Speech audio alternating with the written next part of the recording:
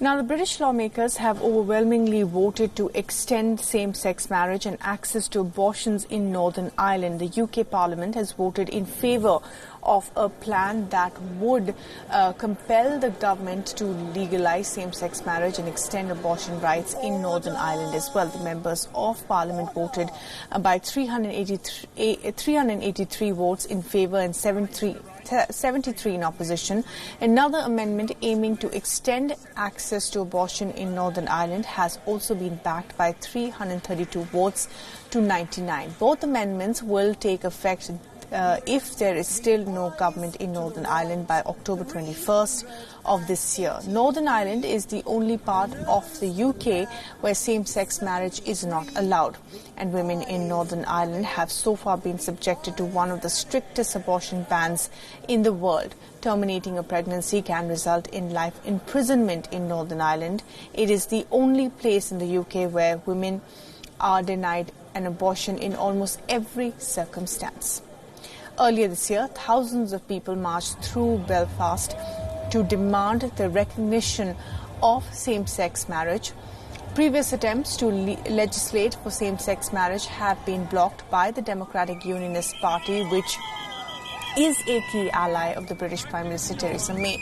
The same-sex marriage came into effect in England, Wales and Scotland in 2014, but it has remained illegal in Northern Ireland.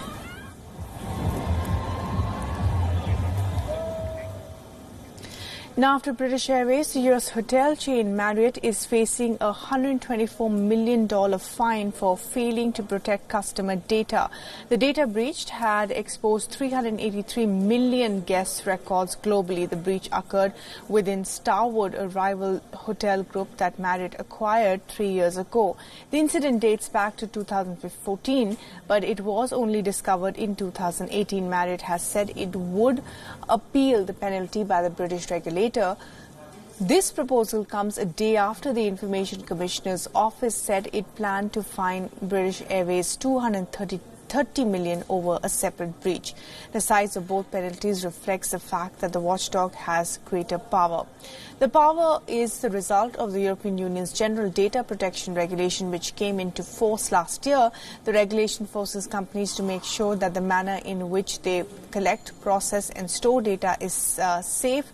Any organization that holds or uses data on people inside the European Union is subject to these rules, regardless of where it is based. Companies that breach the law can be fined up to 4% of their annual revenue. Well, the Marriott Group was served with a whopping fine, £100 million, and this is down to a data breach. Personal data of 339 million customers worldwide were essentially hacked. That included passport details, birth dates, and credit card details. 30 million of those customers were European. Now, the IOC is responsible for protecting the citizens of Europeans' personal data because there was this change in the law in Europe about the company's responsibility of protecting personal data. It gave the governments a lot more teeth in giving for these fines. Now, the Marriott Group says they're deeply disappointed with this decision and they will appeal it.